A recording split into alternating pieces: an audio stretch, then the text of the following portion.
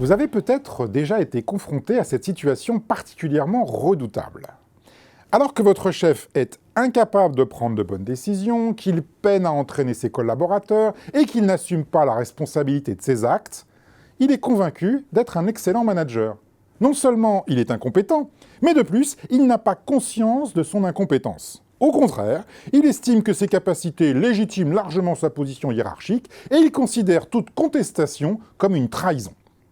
Alors cet incompétent qui s'ignore est très certainement victime de ce que l'on appelle l'effet Dunning-Kruger.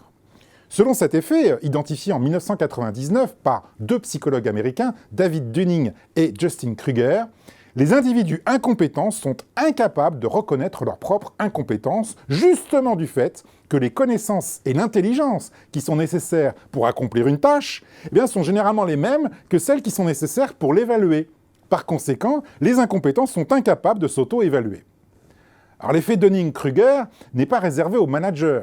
Les étudiants les moins bien notés pensent ainsi qu'ils méritent les meilleures notes, car ils surestiment très largement leurs capacités. De même, dans une enquête portant sur la compétence des programmeurs informatiques, plus du tiers d'entre eux ont estimé qu'ils faisaient partie des 5% les plus talentueux, alors que près de 90% des Français croient qu'ils conduisent mieux que la moyenne, ce qui est statistiquement problématique, et que 21% des Américains ont confiance dans le fait qu'ils deviendront millionnaires dans les 10 prochaines années, ce qui est exagérément optimiste. Alors de manière générale, ceux qui ne savent pas qu'ils ne savent pas. Alors cela rappelle bien entendu la célèbre devise inscrite au frontispice du temple de Delphes en Grèce, et reprise notamment par Socrate, « Connais-toi toi-même ». Tout comme les ignorants n'ont pas conscience de ce qui leur manque, les savants risquent de négliger tout ce qu'ils ignorent. Il est donc essentiel de toujours avoir conscience de votre ignorance. Alors pour illustrer cette injonction, vous pouvez utiliser la notion de cercle de compétences. Imaginez que vous tracez un cercle qui délimite ce que vous savez.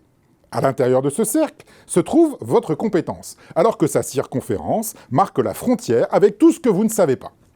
Alors si votre compétence est limitée, le cercle est petit et sa circonférence l'est tout autant. Vous savez peu de choses, mais vous n'en avez pas vraiment conscience. Maintenant, si votre compétence augmente, votre cercle s'accroît, mais sa circonférence aussi. Vous êtes désormais exposé à beaucoup plus de choses que vous ignorez. En fait, plus vous savez, plus vous êtes confronté à votre ignorance. Par conséquent, si vous voulez combattre l'effet Dunning-Kruger, veillez toujours à mesurer votre cercle de compétences. Suivez des conférences sur des sujets qui vous sont inconnus.